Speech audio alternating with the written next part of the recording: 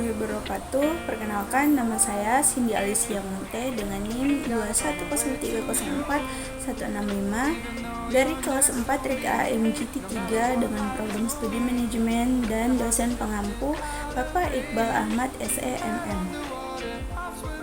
Baiklah, di sini saya akan membuat video singkat terkait materi-materi yang telah saya pelajari dari mata kuliah Manajemen Teknologi Informasi untuk melengkapi ujian tengah semester saya. Baiklah, berikut materi dari UTS Manajemen Teknologi Informasi. Yang pertama, pengenalan teknologi informasi. Yang kedua, perangkat keras komputer dan perangkat lunak komputer. Yang ketiga, data pengetahuan dan penunjangan keputusan. Yang keempat, data informasi dan pengetahuan. Baiklah, sebelumnya saya akan menjawab pertanyaan berikut. Yang pertama, kenapa memilih prodi manajemen? Karena menurut saya manajemen sangat diperlukan untuk kebutuhan pribadi maupun kebutuhan bisnis. Dan bagaimana prodi manajemen Universitas Muhammadiyah Riau? Menurut saya pribadi, program studi manajemen di Universitas Muhammadiyah Riau ini sendiri memiliki kemampuan dalam bidang pengetahuan, sikap, dan keterampilan, dan juga komunikasi yang mampu melakukan pekerjaan yang berhubungan dengan bisnis dan organisasi yang sesuai dengan kebutuhan.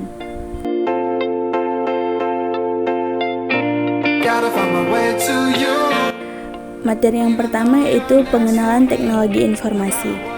Sebelumnya, teknologi informasi ini sendiri adalah suatu teknologi yang merupakan hasil gabungan dari jalur komunikasi berkecepatan tinggi dengan komputasi atau komputer, yang mana jalur komunikasi tersebut membawa video, suara, dan data. Teknologi informasi ini sendiri memiliki acuan pada teknologi yang memiliki kegunaan untuk dapat menggunakan, menukar, menyimpan, dan membuat informasi dalam bermacam-macam bentuk. Perlunya teknologi informasi. Teknologi informasi sangat diperlukan karena tekanan akibat dari persaingan bisnis, meningkatnya komplementasi dari tugas manajemen, dan masih banyak lagi. Banyak sekali manfaat yang bisa didapatkan dari adanya teknologi informasi. Di antaranya, pekerjaan bisa dilakukan secara daring. Mudahnya akses terhadap suatu informasi. Sistem informasi, menurut para ahli, seperti Azhar Susanto tahun 2013 pada bukunya yang berjudul Sistem Informasi Akuntansi. Sistem merupakan sebuah grup atau kumpulan dari bagian sistem atau komponen yang berupa fisik dan non-fisik yang berhubungan untuk mencapai suatu tujuan. Sedangkan menurut Romney 2014, informasi merupakan data yang diolah agar dapat mempermudah dalam melakukan pengambilan suatu keputusan. Menurut Dr. Andus Deni Dermawan 2013, informasi yaitu hasil dari pemrosesan data, namun tidak semua hasil proses dapat dikatakan sebagai informasi. Data yang tidak memiliki arti, penjelasan, atau makna bukan sebuah informasi bagi seseorang.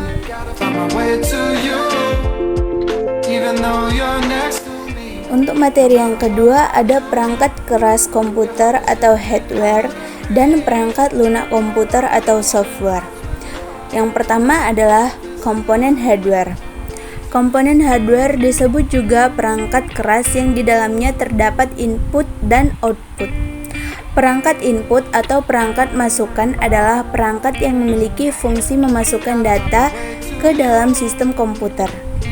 Berikut beberapa contoh perangkat input. Yang pertama ada keyboard. Keyboard komputer adalah perangkat keras yang digunakan untuk mengetik huruf dan juga sejenisnya. Yang kedua ada mouse. Mouse sendiri adalah perangkat kecil yang digunakan untuk menggerakkan pointer dengan lebih efisien. Yang ketiga ada mikrofon.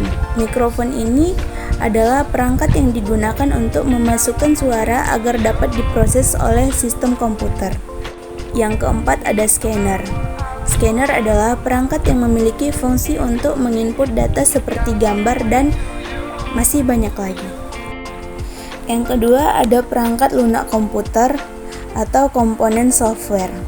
Software ini disebut juga sebagai bagian sistem dalam komputer yang tidak memiliki wujud, dan istilah seperti digunakan agar menonjolkan perbedaan dalam antara software atau perangkat lunak dan juga hardware perangkat keras.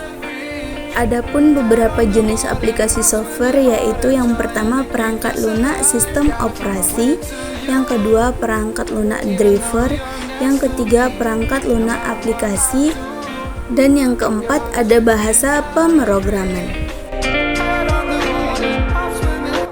Materi yang ketiga adalah data pengetahuan dan penunjang keputusan. Yang pertama, pengambilan keputusan di level manajemen.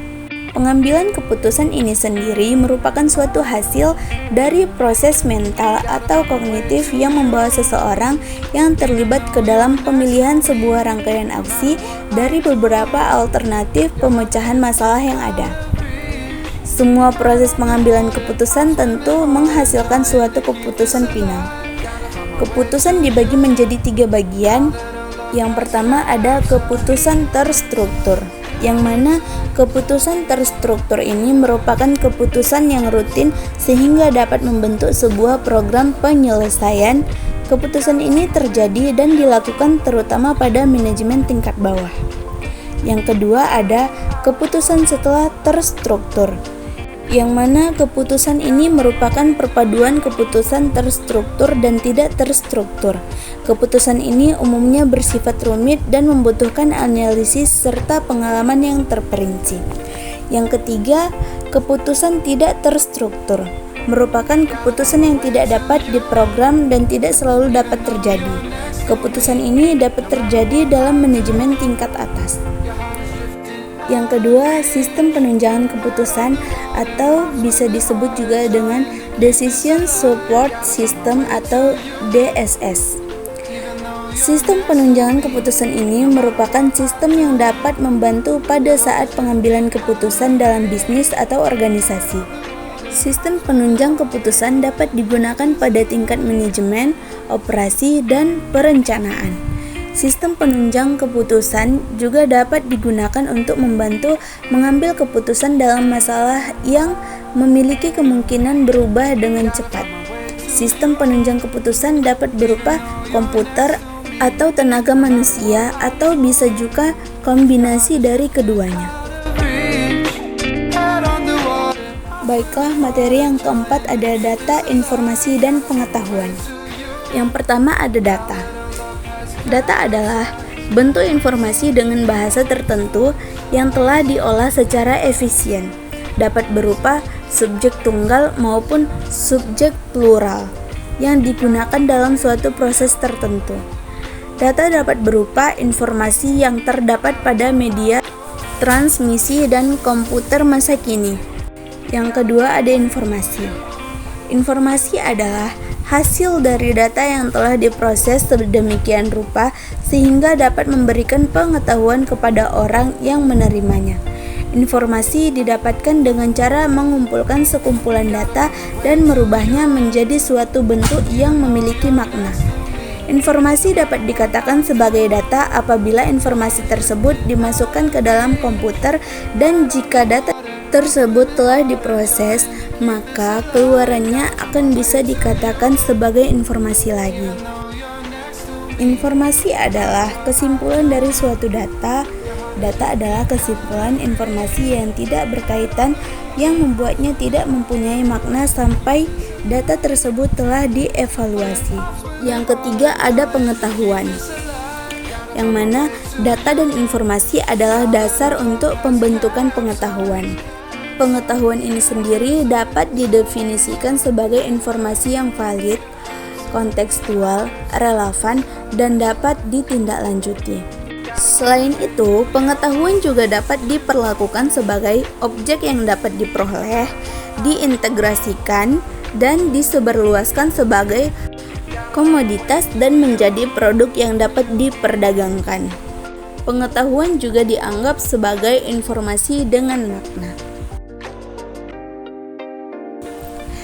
Jadi, kesimpulannya adalah bahwa ilmu pengetahuan dan teknologi akan semakin berkembang luas, bahkan berlangsung dengan pesat, terutama berkaitan dengan teknologi informasi dan komunikasi yang ditunjang dengan teknologi elektronika. Baiklah, segitu saja materi yang dapat saya sampaikan. Jika ada kekurangan, saya mohon maaf. Terima kasih.